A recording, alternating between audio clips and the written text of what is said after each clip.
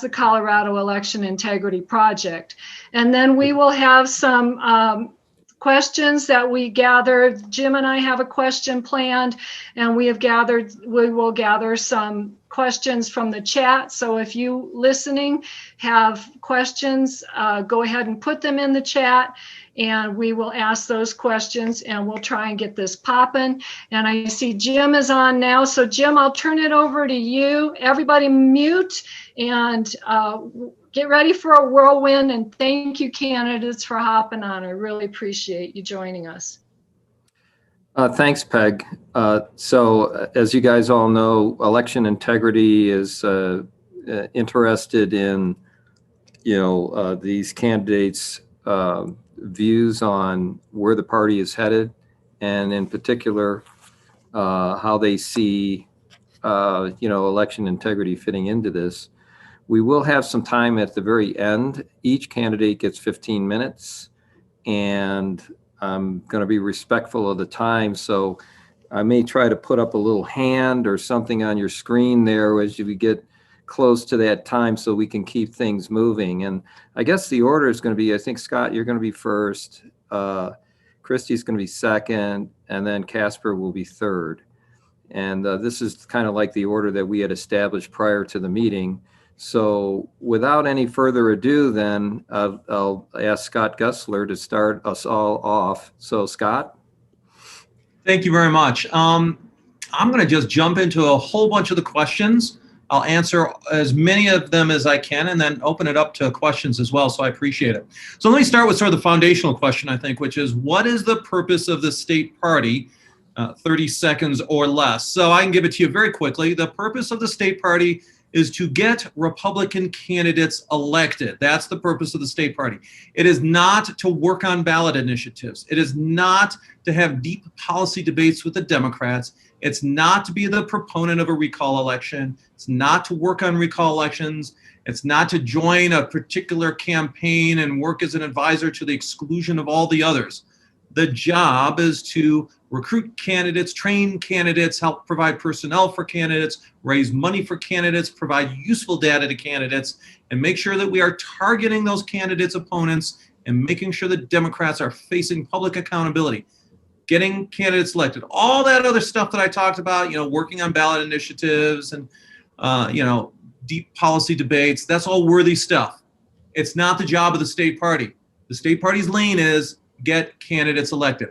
I've been talking about it since the very beginning.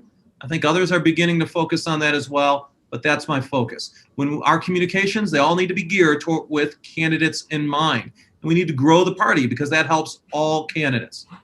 One of the other questions was, would I be running for office at the same time? I did run for governor in 2014. I think I got it out of my system. My wife prays I got it out of my system. I am not running for office. There may be other candidates who see a great political future for themselves, and this is and the state party is a way to achieve that. Not me. I'm a little grumpier. I'm a little older. My job and my goal is to thump Democrats. That's what I'm here to do, and that's going to be my focus, and that's it. Let's talk about another question. You asked, what were your grassroots activities in this last election cycle for which you were not paid? So this is stuff that I was not paid for. And I was not, an officer. That wasn't part of my job. Candidate training. I put together candidate training for 50 candidates. I raised the money for it. I worked my way through the campaign finance issues so it would help. I invited them. I found the speakers. I laid on the curriculum, the whole deal. Did that for 50 people, candidates and their campaign managers and personnel. And that's what I did there. After the election, John Kellner, 18th Judicial District, when the state party wasn't doing anything for ballot chase, I stepped in, I found the managerial team for him, I raised half the money and made sure that was going forward so that we could cure ballot signatures because he was in an incredibly close race. When it came to election integrity to help the state party, I spent a number of hours with Don Itterberg. My understanding is the state party wasn't doing anything on election integrity, so Don was going to step in, worked with him to help him develop a PowerPoint. I offered actually to do the training. I said, Don, I'll do this. Don said, no, we got it, Scott. We have it all figured out. I'm going to be doing that. I don't know what exactly I have suspicions of what happened to that on the state party behalf, but I offered at least, and I helped him try and get that going. On election night, I was in the war room. working with candidates, Bob Rankin out west, the Garfield County close elections, helping monitor that and being prepared for a lawsuit. I flew down to Georgia on my own time. I volunteered, did not get paid for that at all, in the war room there on election day for the Senate races. In Boulder, I helped on the media analysis, and I know some of those folks are irritated, but I spent a lot of hours and basically brought one of the network news reporters to the table on a silver platter. Unfortunately, I don't think folks in Boulder were willing to go on the camera, but did everything there to line it up to blow the top off of some of the problems that they had. And I had a network news reporter ready to do it. And that was based on my personal contacts. And I put my personal credibility on the line, which got hit a little bit. Also in the media, you'll remember, for example, I worked a fair amount of media behind the scenes. Colorado Public Radio did that piece on the Secretary of State, Jenna Griswold. There was a lot of bad information about her. There was a way that got in Colorado Public Radio's hands, and I helped make sure that I actually did it. I made sure they got it. I've helped the Denver party recruit candidates. That's where I'm in Denver, so I spent a fair amount of time with the Denver party. You're welcome to talk to Chris Cook about that. I did straight up contributions. And I'll tell you, I've spent probably 10 to 15 hours over the last 2 weeks talking to a number of Republican clerks and reporters and walking them through how to do the clear ballot review of Dominion, how to deal with the public policy implications and the PR side. I'm the guy that they called. Merlin Klotz, who doesn't have clear ballot or doesn't have Dominion in Douglas. I've worked with him, and he's endorsed me because he understands that. I am going to say this as well, though. When you want to talk about grassroots and you want to talk about support, for example, in 2016, I probably spent well over 100 hours, almost entire months of work, volunteering for the Trump campaign for their election day operations. And I've probably provided anywhere between $400,000 to $500,000 of free legal work over the last 15 to 18 years. I stopped counting at 300,000 because it just depressed me so much. Next question, local candidates, incredibly important. That's why Stephanie Pico, she's the Centennial Mayor. She's endorsed me because she knows that I will help, as party chair, our local candidates. If there is a Republican running for office, if there's a conservative who's not a Republican running for office, Republican Party resources are going to be available to them, even if it's a nonpartisan office. And I don't just talk about this. I've done it. 2009, I volunteered to help get the Douglas County School Board elections off and running. And in 2013, when I was running for governor, I suspended my campaign for 2 weeks, and I sent staff down so that we could get that Douglas County School Board reelected when they were having problems. Because I believe in local candidates, even in nonpartisan offices.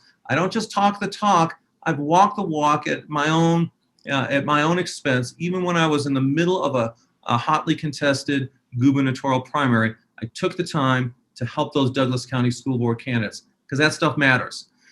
Let me take the Dominion questions head on. First, I'm just going to be frank with folks. Until we recount ballots, we don't know whether or not Dominion cheated and goosed the election. We need to recount those ballots.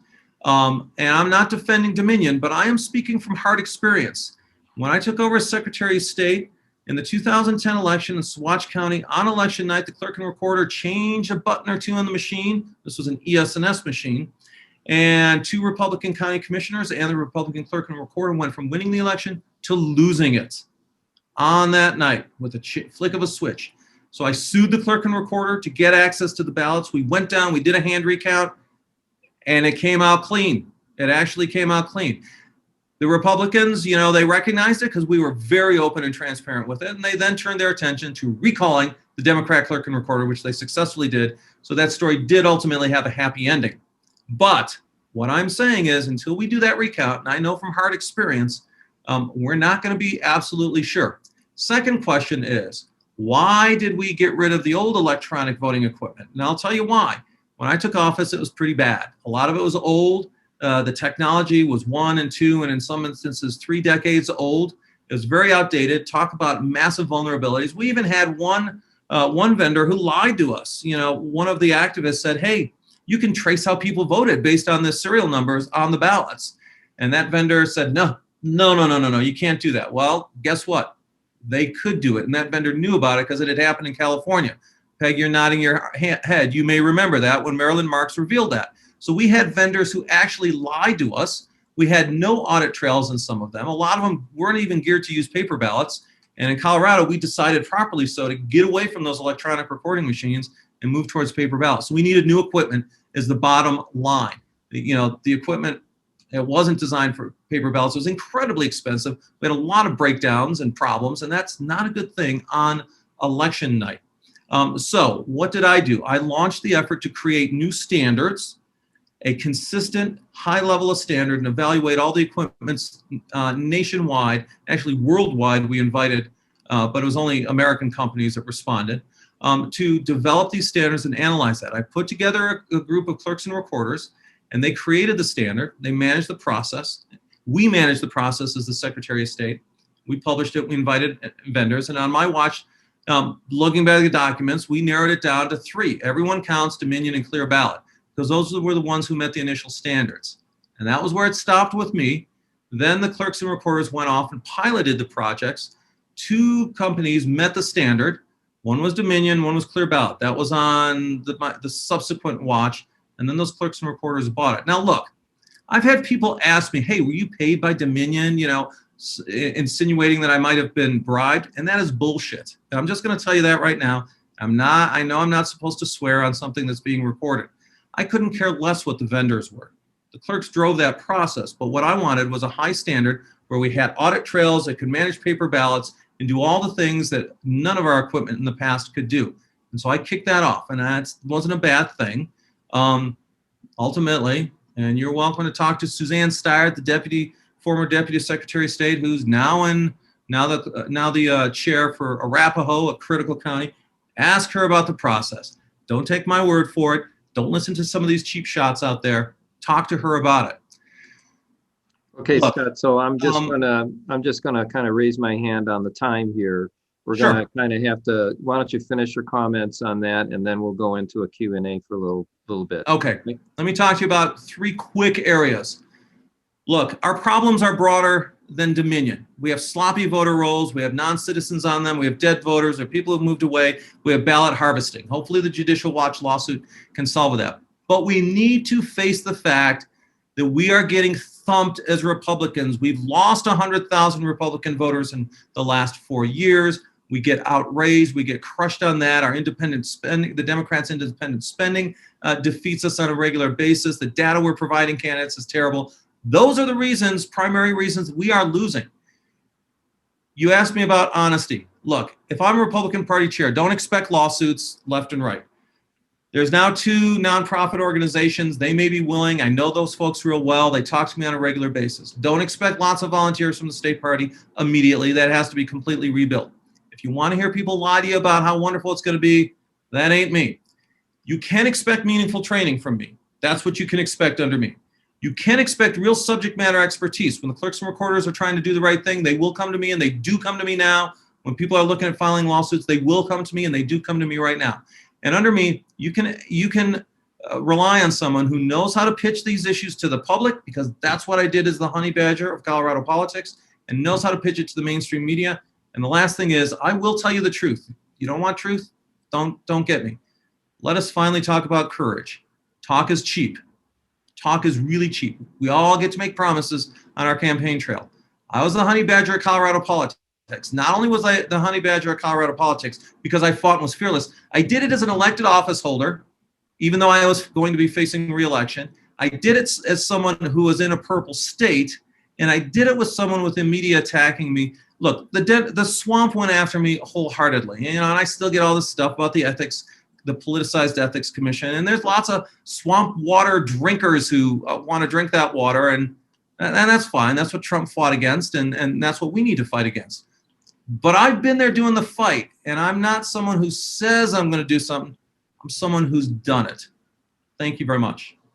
All right, so we had about 5 minutes at the beginning to actually get everybody on the Zoom call. It's at 6:45 right now, so we do have some time for Q&A. So I would kind of open it up to the floor if anybody would have a question specifically for Scott. Yes, hi, this is Melissa. I have a question. Go ahead, Melissa. Hi, Scott. How are you? Good. How are you, Melissa? Good. Thanks for all of that. That was very, very interesting. Just quick question. You talked about recounting the votes. When and how if you were elected, would that happen? So, under the law, we have a lot of opportunities with Cora, and then we have moral suasion with clerks and recorders. So I've had a lot of conversations with 2 clerks and recorders, and I think that they're both going to be announcing recounts using the clear ballot equipment. My guess is probably within the next week or 2. And I've worked with them on how to deal with the public, how to deal with the Secretary of State, how to create a procedure so it's not a 3-ring circus and people can believe in that, believe in the transparency. So I think we'll get a couple counties there. We do have a number of counties that that I've talked to and worked with that have their images, the images from clerks and recorders. Now we can recount the images. We're going to need to get clear ballot in there. And I'll be frank with you, unless we're going to spend a lot of man hours doing it, we're going to need to get another piece of verifiable equipment that's independent from Dominion. The only one out there that exists is clear ballot. So we need to get the Republican clerks and recorders on board to do it. We already know that the cost is 10 cents a ballot. And then we need to work on that to try and get the Democrats to do the same thing. Now, the one advantage I bring is Democrats don't like my criticisms, to be frank. I mean, I'll tell you right now, George Stern and Jefferson, he actually reached out to me on LinkedIn. He says, "Hey, Scott, I hear you're criticizing me. I'd really like to talk to you and find a way to, that we can all love one another," basically. And he's a liberal Democrat. And I think that, what we need to do is we need to say, hey, you need to be transparent, and this is why. And then we need to get the Republicans to do it first. And I think that's what we'll be able to do. Now, look, if you want me to say that I'm going to file a lawsuit and everything's going to be fine, that's just not going to happen.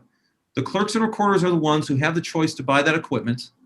And we have to get that stuff recounted. And we have to work, unfortunately, in many ways through them, unless we're just going to use the ballot images. In that case, we can count the ballot images. We can go in and compare it to the paper ballots. And if we want to do it by hand, we can. So my thought is, I know we'll be able to get a number of Republican counties to do this. The question really is, can we get some of these Democrat counties? I've got a number of strategies that I think we can do to get that done. But I can't promise it'll actually get done.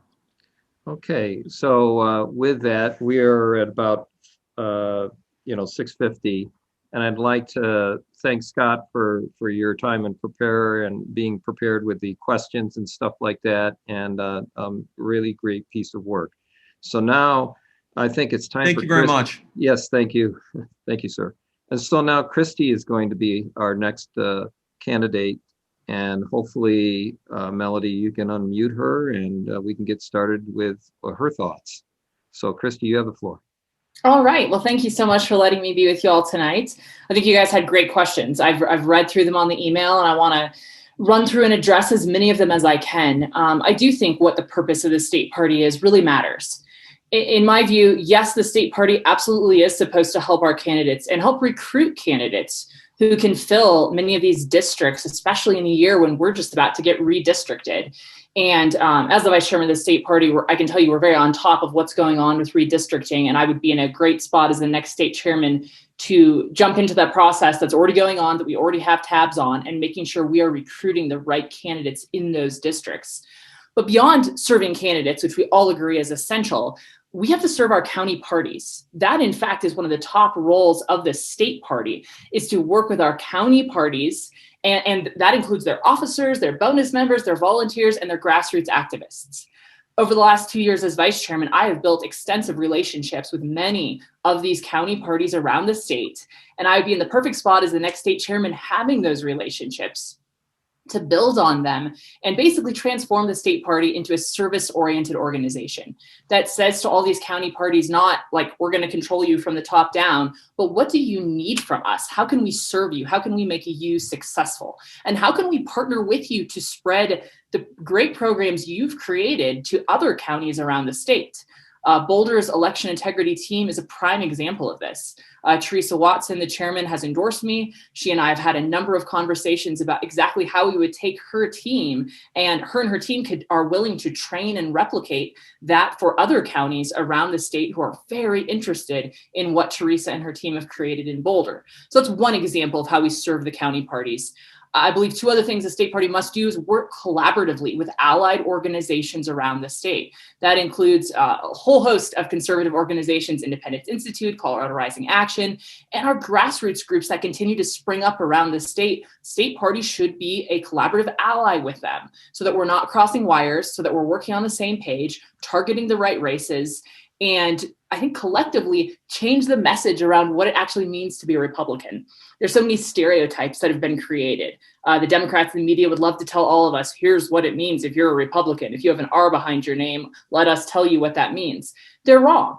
And I believe that as a suburban mom and a millennial, I can help change that narrative and highlight the stories of people all across Colorado who are Republicans and help people see that they also have a home in the Republican Party. So those are some of the things the state party should work on that I can already build on, having been vice chairman. I can tell you I didn't have a lot of decision-making ability as vice chairman, but I know what went right and what went wrong. I know where the holes are. I know what to fix. And as the chairman, I could start that on day one, because I have the knowledge the rest of the candidates don't in this race, having been on the inside of the state party for the last 2 years.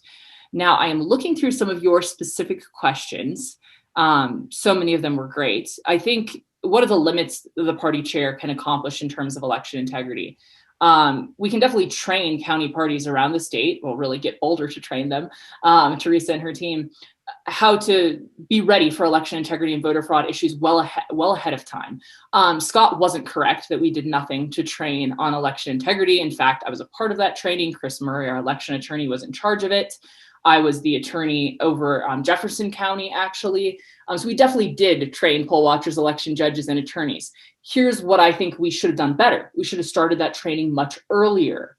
That's one of the things the state party can capitalize on. The state party doesn't control the legislature or the Secretary of State, unfortunately, or many county clerks and recorders in our major counties. So when the Democrats have supermajority control, a lot of things in statute and law we can't change, but we can be a bully pulpit and call attention to the issues that need to be fixed and to the areas of fraud that our teams can watch early. And so those are some things, limits on the state party. Let's see, other great questions. Why do so many Republicans refuse to fight? That is a great question. I can guarantee you I'm not one of those Republicans. I started off as a precinct leader almost as soon as I could register to vote.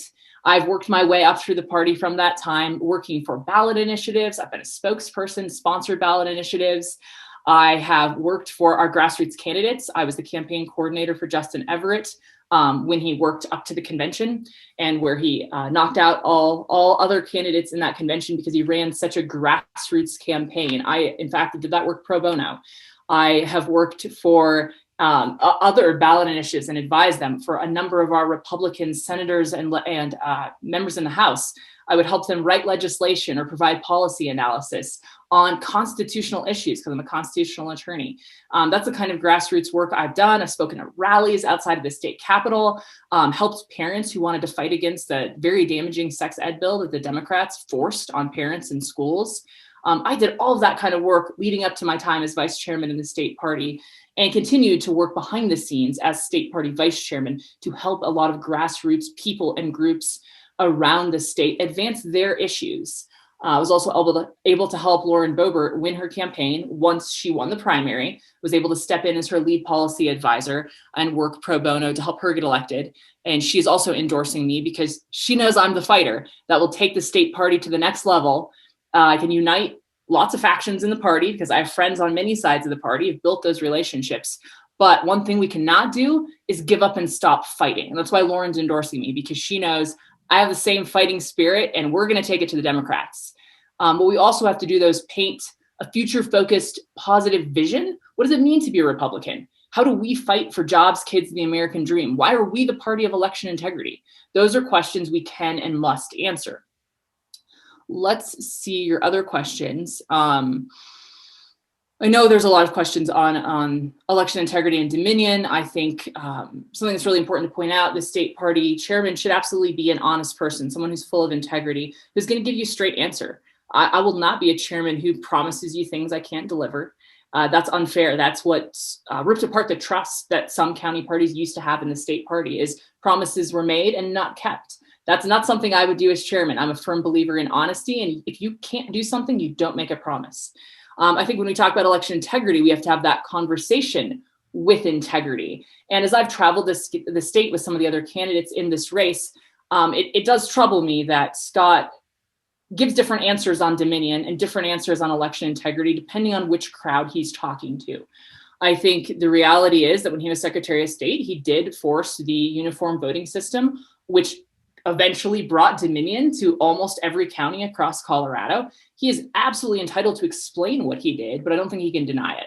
So that's something that I would bring to the conversation on election integrity as the new state chairman, is integrity in that conversation.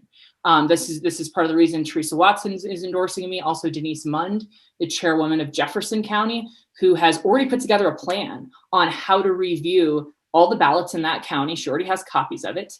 And she has a plan on how to get those counted accurately. She's also endorsing me because she knows, as the state party chairman, I would work with her to get people the answers they need and deserve on election integrity here in Colorado. Let's see. I agree with you in your questions. The state party needs to be accountable. We need to be accountable to the grassroots activists.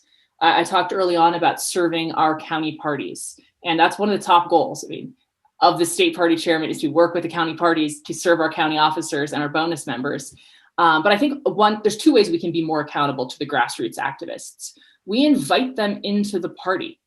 And people who know me know that I have been a part of the grassroots literally since I was a teenager. They would constantly call me on the phone as vice chairman. I will take their calls as chairman. The grassroots side of the party will have a voice when I am the chairman, because I came from the grassroots. That's where I grew up. And if we don't invite grassroots activists in and say, not only do you have a seat at the table, but we need your input and your expertise to build this party. That's why we see the Republican Party fall apart, is because we don't invite enough people to the table with their skills, their talents, and their expertise. And I think when we invite more people in, we also become more accountable, because there's more eyes on what's going on. There's more eyes on what we're doing. So I have a number of plans on how to invite members of our central committee and grassroots activists to the table. We're going to form more committees. And I know people say, oh, committees, we have too many committees. We do, but not if the committees are action focused. And so you'll be hearing more from this from me on my campaign, but I'm going to plan action focused committees that our central committee and grassroots activists are invited to be a part of based on their expertise and what they can contribute to the party and their time and their talent. And that is how we'll grow the party. That is how we will recruit the candidates who fit their districts. That is how we will get answers on election integrity. We will work with the experts to do it. So I think it looks to me like my 10 minutes is just about up. I don't want to go over time. Would be more than happy to take any questions that there are. Great. And so we have about 5 minutes. So any questions that come to mind for Kristi from the floor? Hey, Jim. Hi, Kristi. How are you? Hey, great, Peg. Thank you. Good. We have a question on the chat that says, oh, here we are. Lots more than I thought. Anyway, Kristi, from me, keeping in mind that this group is all about election integrity, and the next election that's coming up is the one being held for state chairman, how do you see that being held so that it could have the most integrity? Sure. So if you're asking what the format's going to be, it's going to be on March 27th, and it's going to be a virtual election, a virtual meeting. That was Ken Buck's choice. As vice chairman, I do not get to choose that.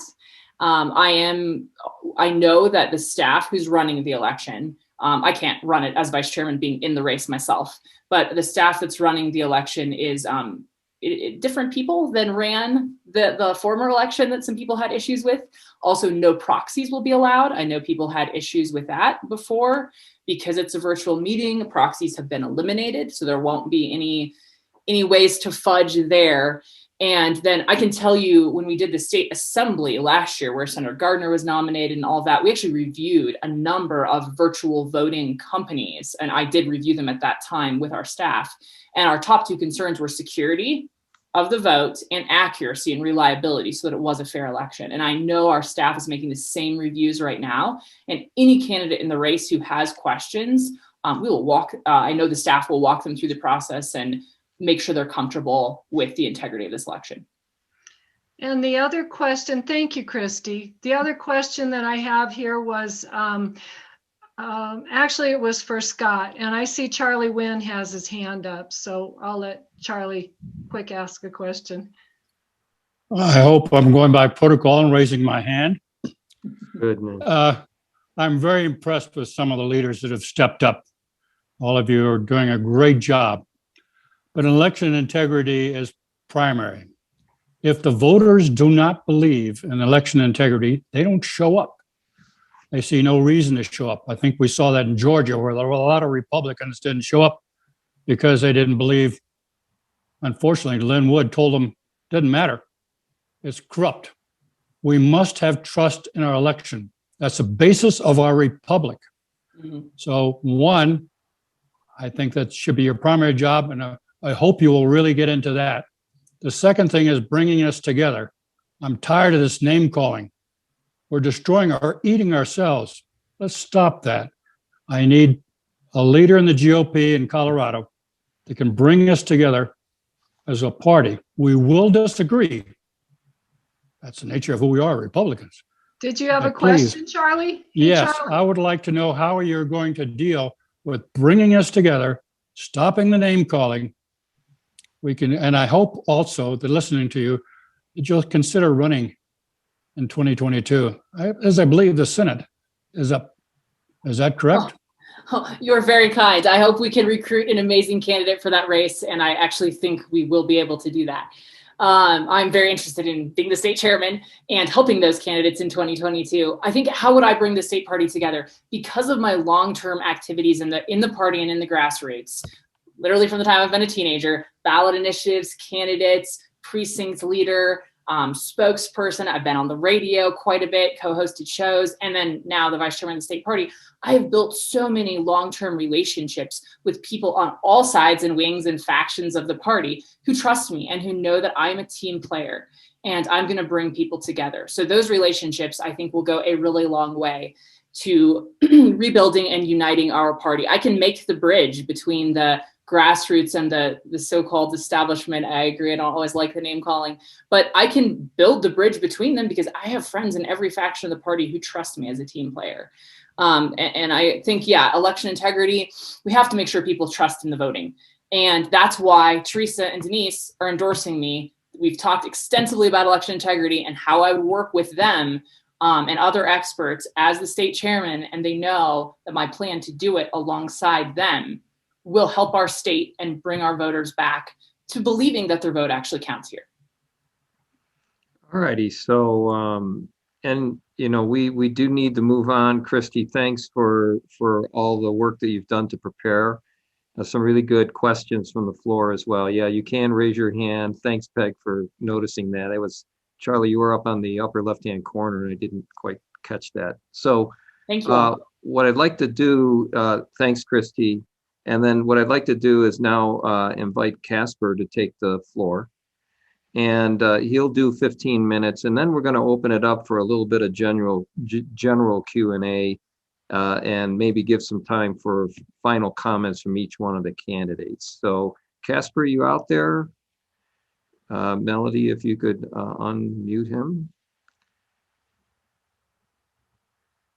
Oh, Casper has just left his chair. I just had to click the button there. Okay, good. Hey, Casper, nice to see you again. You have the floor, my friend. Thank you. It's good to see so many familiar faces, Charlie Wynn and Peg Cage and folks. Hey, my name is Casper Stockham, and I'm running to be the next leader of the Colorado GOP. I'm a Gulf War veteran. I'm 100% unhyphenated American. I love my country, and I supported President Trump with words and deeds. I'm a fighter, uniter, and a game changer, and I've been in the fight for over 8 years fighting for the GOP, trying to get the conservative message instilled into the Black and Hispanic communities and grow our base. This particular Zoom call is about election integrity, so I really want to get straight into that. I want to answer your questions, and please start, if I don't answer your question with the list that you sent me, please start typing in your questions now, because I want this time to be as productive as possible. So election integrity is a huge issue. And from November 4th until today, I've been one of the few candidates speaking out consistently about this issue. I didn't feel that any of the shenanigans going on around our nation were correct. I wanted to see some justice being served in the court system and in the different state houses around our nation, and even in the Supreme Court. And I still believe there are some things that will be unveiled or exposed in that process. But here in Colorado, we have a very smooth system. It's so smooth that 5 minutes after the close of the polls, we know exactly who won and we know by how much. And it's a little too smooth for my, for my taste. And then the fact that we had our current state chair come out with the video that says there are absolutely no problems here in Colorado. Well, just by the fact that we are losing every election cycle, that's a big problem for me. I want to have trust but verify. Okay. If they say that we lost, okay, great. I want to be able to verify that. And if we can't verify it, there's a huge problem. There's no company that should have a monopoly on our voting process. And I don't care what the company's name is. I don't care how wonderful the software is. We should have competition in that arena. We should allow our counties to decide what voting system they use, as long as they meet, the criteria of the state. They should be able to choose voting systems. We should have a multiple group of systems to choose from.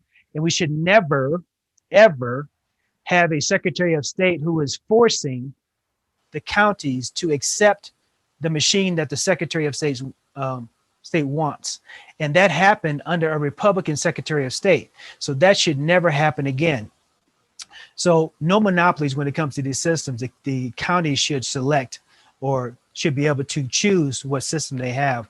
So out of the 64 counties, we had 60 counties having one particular voting system and machine. That is, that should not be the case. And I think the next chair should be speaking out about that every time they get in front of a mic. Let's see, the first question was, what are the limits of the party chair accomplished in terms of election integrity? So the chair's responsibility is not to make sure we have election integrity. However, the chair definitely should be speaking out, like I have been speaking out since November 4th, about what's going on around our nation. And we shouldn't have a chair that just decides or not decides, but, has coalesced to the fact that, everything is just fine. No, we need to always press for transparency in the system. And not just spot check transparency. We should be able to literally take those ballots from one county to another county. If there's some questions going on, we should be able to take it to another county and do a out of county vote on that process. So if we can do that, then we can get back to a situation where we can trust, to Charlie's point. I have a hard time trusting the system. Like I said, it's way too smooth.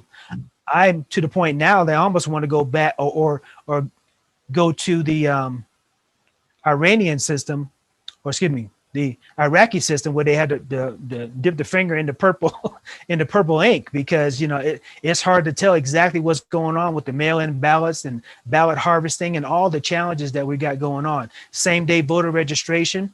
We should be pushing back on all that, and the chair should be speaking out about those things and not be silent. So I think the chair's main responsibility is to always speak out and question what's going on with that process to make sure that no shenanigans are happening.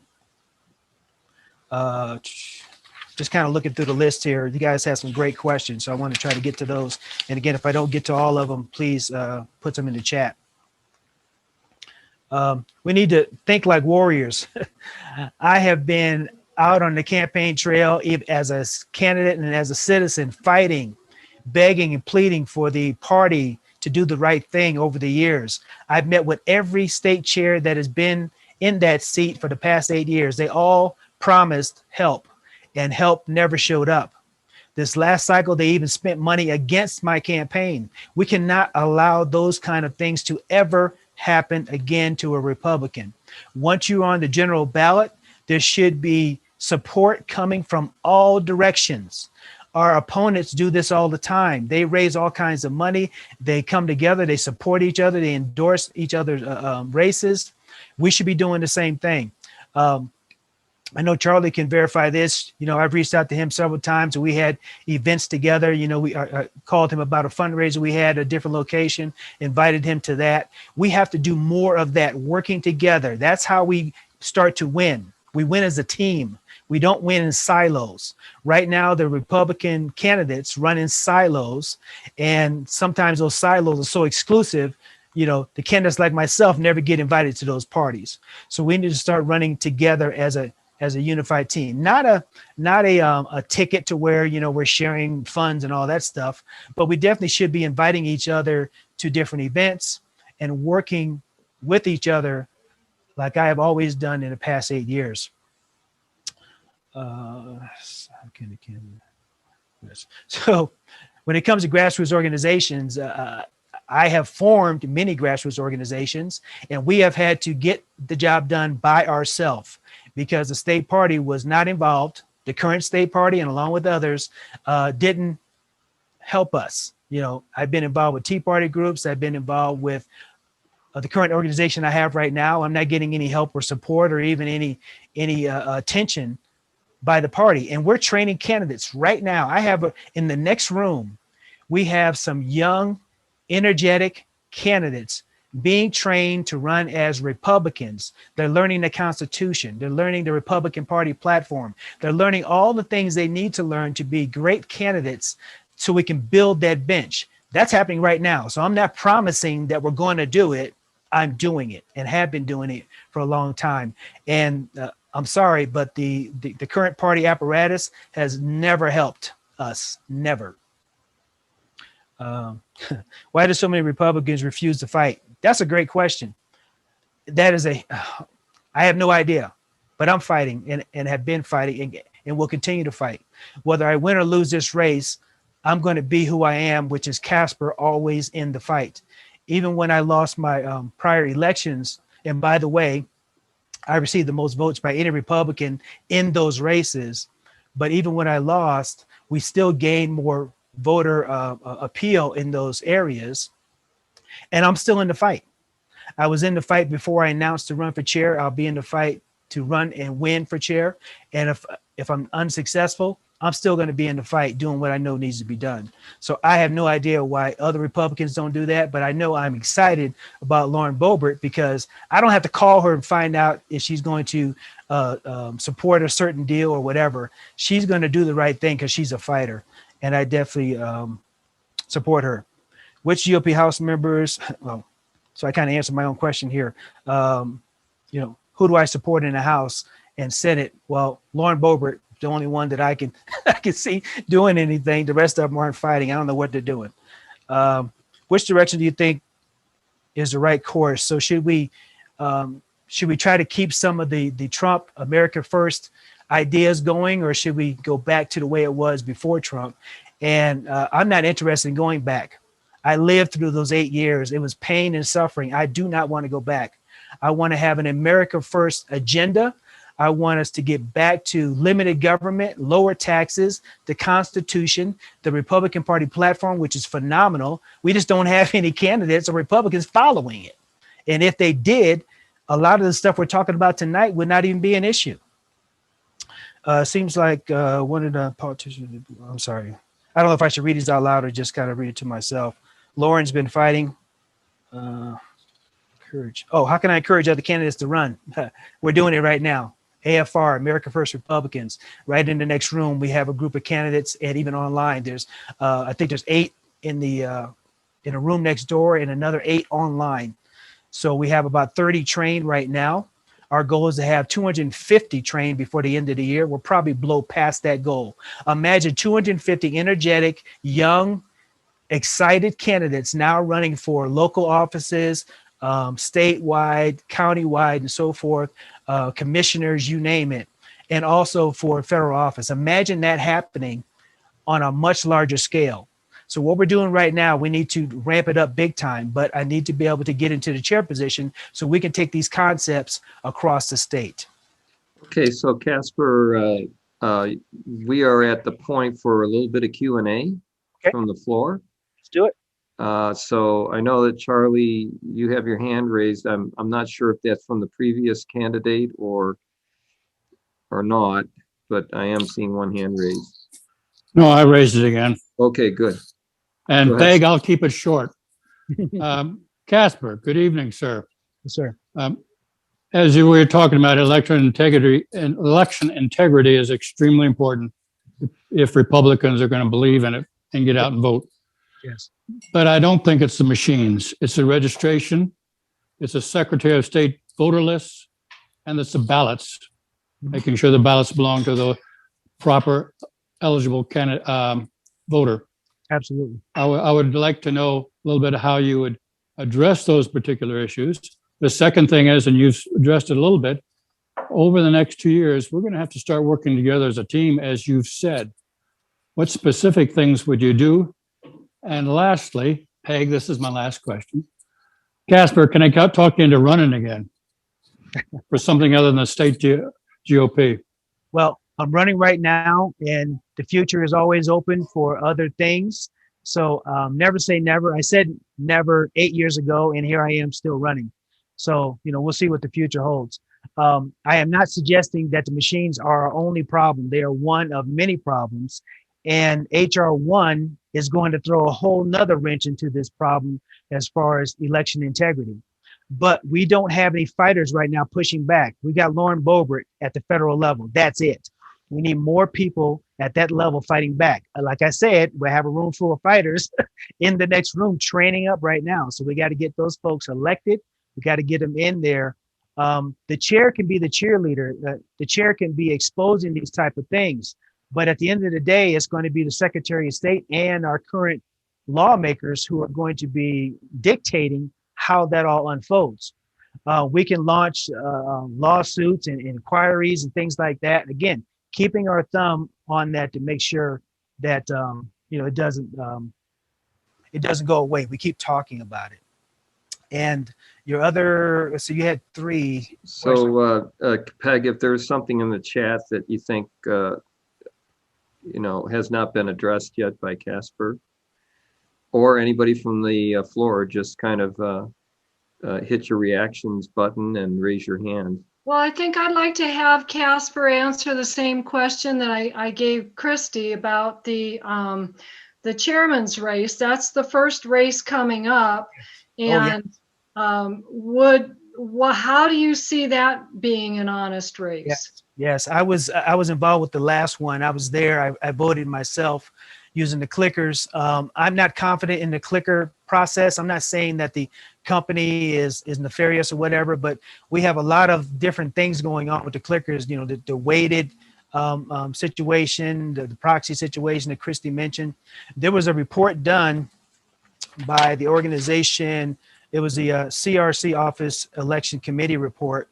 And that report had some really good findings in it.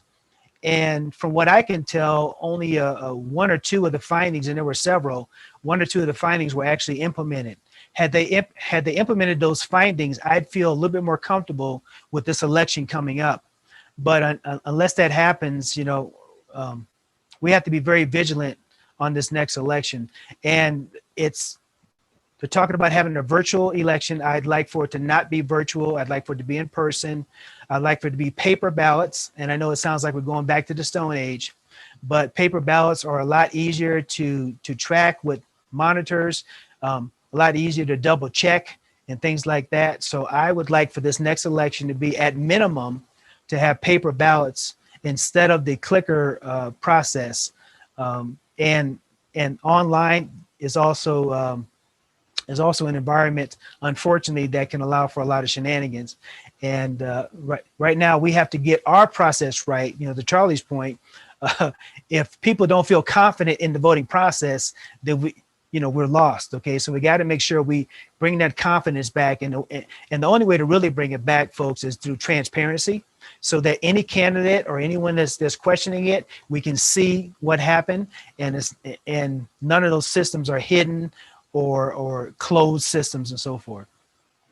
Okay, so Casper, thanks so much. We are now for the last 10 minutes in our just general Q&A and closing comments. So Peg, what could you help me with the chat to see if there's any question that we would want to raise? And what I'd like to do is to separate this into two sections. We'll have one or two questions if we can squeeze them in, but then have about another minute or two final comments from each one of the candidates, starting at around 7:25.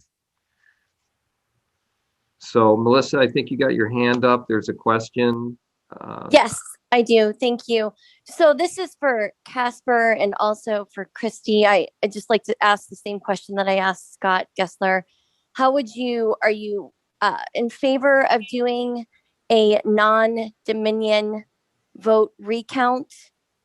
That's the first part. And if yes, when and how do you plan on doing that?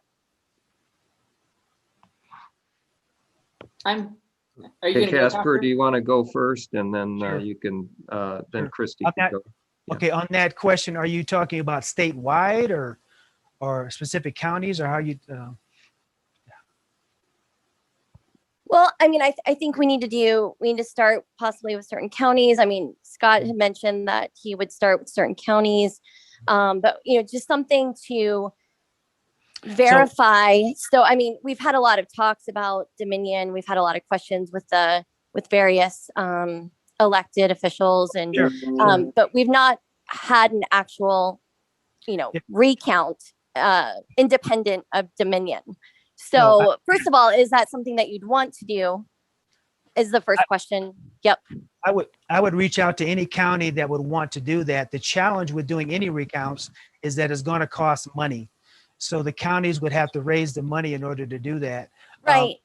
Is that something though you think we need to do to feel comfortable with, our current election system and integrity, so that there's no doubt around Dominion for our next election? Or is that something that if we don't raise the money, we just, I guess, is that something that you would like to do as chair? I mean, independent, I guess, of money. Is that something that you think needs to be done, or no?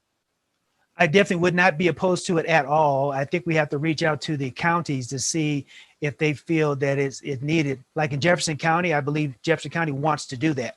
So I would definitely support that effort. Any county that would want to do it, I would 100% support that effort, but we would have to raise the money to do it. Okay, and Kristi, your response to the question. Sure, it's a great question. I think a lot of people are really concerned about recounting and making sure that what happened with Dominion, we actually have answers to. So this is why the Jefferson County chairwoman has endorsed me, because I have talked to her about her plan and how the state party would come alongside her. She's already raised enough money herself to do her plan. I think that's an excellent step. I think Jefferson is one of the counties in most question in Colorado. So getting an answer on what actually happened in Jefferson and whether or not that vote can be trusted, whatever that answer is, should then be broadcasted, in my opinion, so that people know what happened in one of our biggest counties that has a Democrat clerk that people have questions about. So I think Jefferson is actually a great model to do that in, and the chair there has a really good plan to get it done, and I would work with her to do that. Okay, so now we are rapidly approaching the bottom half of the hour. What I'd like to do, I know that there are, Dennis, you have questions also. So, but unfortunately, I think go ahead, Peg. Sorry. Well, I think this is a really important question, and I think each of the candidates could give 30 seconds to it. Somebody asked, so many of us are fed up with the Republican establishment. What are you going to do to bring us back to trusting the party and not abandon you for the Patriot Party or move out of state? I mean, people are moving out of state. 30 seconds for each of you. Kristi, why don't you go ladies first? All right. I always love that rule. Okay. I think if you want to see an example of who the grassroots is supporting, go look at my endorsement list. I just released it today. I will be putting it in the chat for you. You will see that county chairs grassroots activists and people around the state are endorsing me. Those people know that I'm not going to bring establishment to the party. I am going to bring the grassroots, and yet I have good relationships with people in the establishment because I'm a team player and because I know the donors. I'm going to be able to fundraise for the party, which the chairman must do. That's Okay, 30. next. Thank you. I gotta keep on moving. I gotta be the timekeeper here. So Casper, what would your response be to the question? And then we'll get to Scott. Yeah. A lot of people are leaving the party, and it's because of the tomfoolery that's been going on for years. I don't see that stopping with any of the other candidates. With myself, once I'm the chair, a lot of those folks will be coming back. I get messages every day about how me being the chair would change the dynamic, change the game, and allow them to start coming back to the party. Okay, and Scott, could we have some of your thoughts? You're on mute, sir. So I don't know, Melody, if you can. Thank you. Okay, there we go. Thanks. So I think it's pretty simple. First of all, be conservative. I mean, the conservatives, as I put it, should be leading us where we're going. Anyone else is more than welcome to row in the boat, and we welcome that. But conservatives are leading the direction that it's going in. I will tell you that I came out of the Tea Party movement. When I was in office, when I was articulating a conservative message, people were not leaving this party, and I've shown and received the trust of the Trump campaign to make things happen, and I think I'll retain that. And we're going to make sure that that populist energy and the things that Trump have done, remain part of this party. Bottom line. Okay, so what I want to do now is have final comments, and seeing as where Scott has his mic on mute and everything, sir, could you kind of take about a minute and just say any kind of final comments or final thoughts that you would have for the team here? Sure. This is what I ask people to do. Cut through all the rhetoric. Obviously, we all have our words and things we've said, but look at what we've done. Look at what we've actually accomplished in the past in a successful manner, because everyone says a lot of stuff. And I understand politicians are a lot of times full of hot air. But when you look at the ability to drive a conservative message, what I've actually done on my own as far as being part of the grassroots, when you look at who the Trump campaign put their trust in, when you look at the ability to raise funds, when you look at who was actually on the ground this last election cycle helping candidates when he didn't have to, that's the one I'm doing. If you want someone who's going to shoot it straight with you and who has a long record of being conservative, I'm your guy, and I will make this party change. I shook up the Secretary of State's office and took it from a sleepy backwater non-entity into a vibrant conservative policy organization that drove policy, drove messages, and made a difference in the state. And I will do that same thing to the state party. If you want something new, you need new people at the state party, and I'm the guy who's going to do that. Okay, so Scott, thank you so much. And then we'll turn to Kristi for her final comments. All right. Thank you so much for letting us be with you tonight.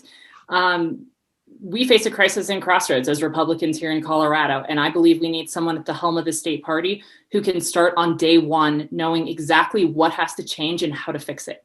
And since I was on the inside for the last 2 years, as a volunteer, vice chairman as a volunteer, we work for people because we believe in it.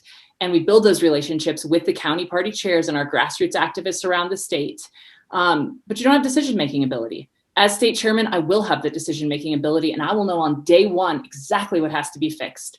I'll build on the relationships that I have. I will include the grassroots. You will have a voice. I fought for President Trump. I fought for Lauren Boebert. You see conservatives across the state endorsing me because they know from the time I've been a teenager, I have been fighting for the issues we all believe in.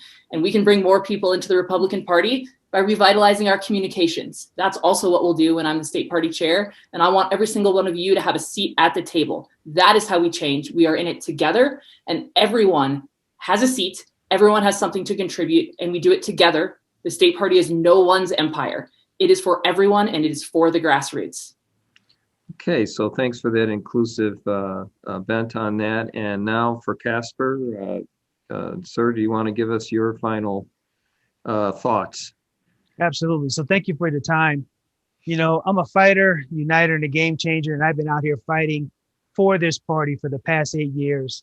And I have been begging and pleading for the establishment, if you will, or the current chairs or the current leadership to help and support. They haven't done it. And all of us that are running are going to be new to that position. So that puts us all on the same playing field. Of course, we're going to be new, but do we have the right ideas, the new ideas to take us to the next level?